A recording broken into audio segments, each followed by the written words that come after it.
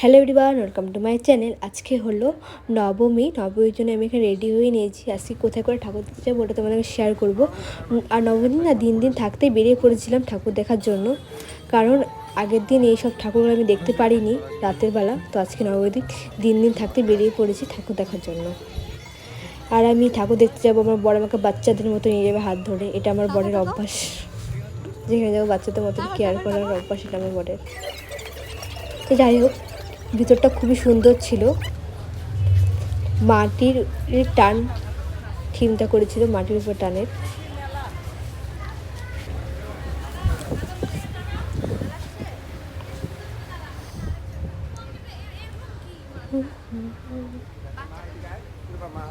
তার বাড়ির সামনে একটা ঠাকুর করেছিল, ওখানে প্যান্ডেল থেকে ঠাকুরটা দেখে নিয়েছি, আর ভিতরে ঢোকা হয়নি। তারপর চলে যাচ্ছে আরও একটি মণ্ডপে, সবচেয়ে ফেমাস দুর্গা ঠাকুর দিতে চলে গেছি আমরা, কিউট দুর্গা ঠাকুর। তো ফার্স্টে আমরা কিছু ফটো ক্লিক করে নিলাম। দিনের বেলা আসার পরে এত ভিড় ওখানে।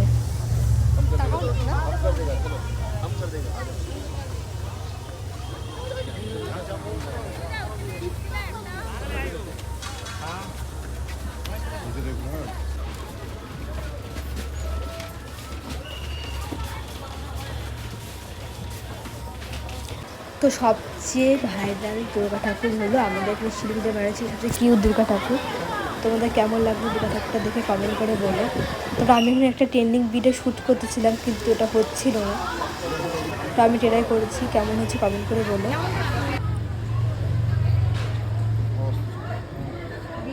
ওই ঠাকুর দেখতে দেখতে পুরোপুরি সন্ধ্যা হয়ে গিয়েছিল, তো ছোটো একটা ভিডিও করে নিয়েছি আমি।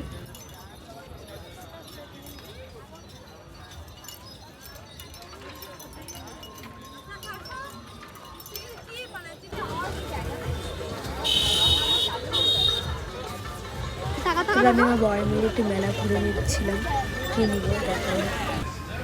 আর আমি আমার একটা জিনিস খুবই পছন্দ, এই কিউট কিউট পুতুলগুলো। তো আমি একটা নিয়েছিলাম।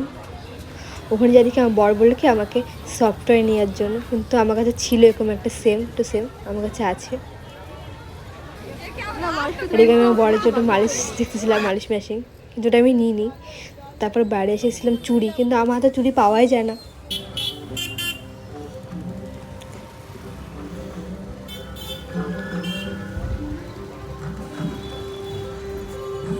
তারপর চলে গেছিলাম ডিসনিল্যান্ডটা দেখতে। তোমরা কে কে এখানে আসছো একটু কমেন্ট করে বলো, যারা শিলিগুড়ি থেকে ভিডিওটা দেখছো তাদেরকে বলছি।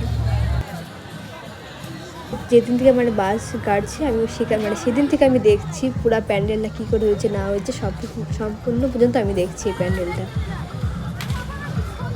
কীভাবে কী করছে।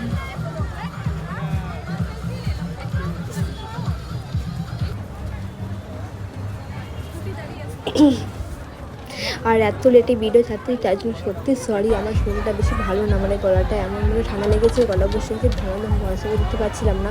এর আগে ভিডিওটা দেখেছি, আমার গলাটা একদম খুবই বসে গিয়েছিলো, যেন ভরসা দিতে পারিনি।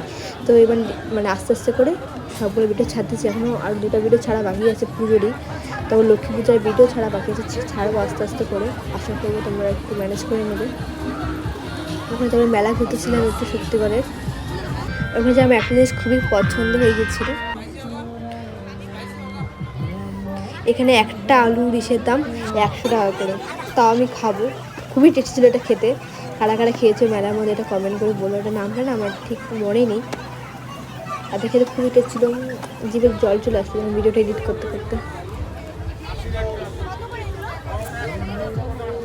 তারপরে ওখানে আমি একটু খেলছিলাম, আমি আর কিছু পাইনি, কিন্তু আমার বর পেয়েছিল, ওর সে আইডিয়া এসবের ব্যাপারে জক একটা। তারপরে খেয়েছিলাম একটা টিকিটের মতো নিয়েছিলাম, ওখান থেকে কী পেয়েছিলাম বলো তো, একটা মগ। আমার বলে না ভালোই সব জিনিসে আইডিয়া আছে টিকিটে।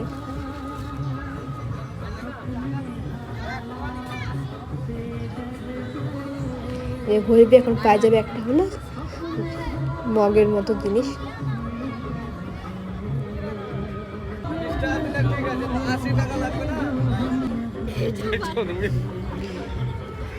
তো 2টা জিনিস পাচ্ছি, একটা বাটি একটা মগ। সে খুশি, আমার বড় খুশি থেকে বুঝতে পারতেছি। যাক বাড়ি যাওয়ার সময় এত ভিড় ছিল, তখন ওই রাত 8টা 9টার মতন সামথিং বাজে, তাও রাস্তায় এত ভিড়। বাড়ির সময় কেদারনাথটা দেখছিলাম, আমাদের বাজারেই হয়েছিল মন্দিরটা, ওখানে চলেছিলাম আমাদের বাড়ির সামনেই দাদা ভাই ক্লাবে। সবার লাস্টে আমরা প্রতিবার ওখানে ঢুকি, সবার লাস্টে, নবমীর লাস্টের দিকে, রাত্রিবেলার দিকে। আর ঠাকুরটা খুবই সুন্দর হয়েছিল, আমার শ্বশুরবাড়ির পাড়ার ঠাকুর। তারপর ওখান থেকে চলে গেছিলাম, আমরা যেখানে খাওয়া দাওয়া করেছিলাম জানুয়ারি মোমোসে, তো সবাই মিলে আমার দাদা আসছিলো, তারপরে ননদের বরটা সবাই আসছিলো, ভিডিও করছিলাম। আমরা হয়তো হাসা মজা করতেছিল। তো আমরা এখানে অর্ডার করেছিলাম বাটার নান, চিজ চিকেন আর ফ্রাইড রাইস। তো আজকের মতো ভিডিওটা এতটুকুই, ভালো লাগলে লাইক করুন, টাটা, আর সবাইকে থ্যাংক ইউ।